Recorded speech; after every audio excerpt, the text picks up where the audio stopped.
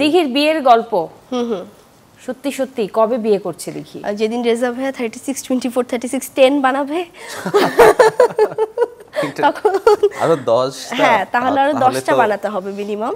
তারপরে হয়তো তোমার 10 বছর আরো, হ্যাঁ মিনিমাম। ওকে, মানে 36 24 36, মানে আপনার মাথায় এই বিষয়টা কেন? নামকরণের কথা যদি আমি শুধু বলি, নামটা আসলে আমার দেয়া না, এই পুরো গল্পটাই মোস্তফা সরোয়ার ফারুকী ভাইয়ের।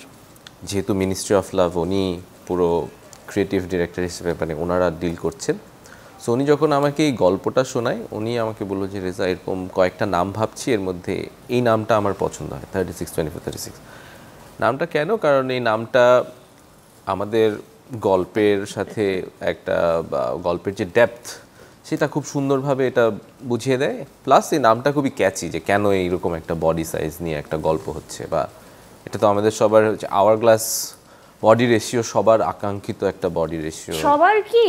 ওয়েল মেয়েদের প্রবাবলি, মানে মেয়েদের, বাট ছেলেদের যদি এরকমটা হয়ে যায় তাহলে কিন্তু একদম উল্টো ঘটে যাবে। অফ কোর্স না। সো ওই জায়গা থেকে যেহেতু এটা ফিমেল সেন্ট্রিক একটা গল্প, আর আমরা একটু চেষ্টা মানে গল্পের মেসেজটাও সর্ট অফ এইদিকেই ল্যান্ড করে, যে একটা পারফেক্ট বডি রেশিও কেন সবার হতে হয়, কেন সবাইকে এই একটা বিউটি রেসের মধ্যে ঢুকতে হবে।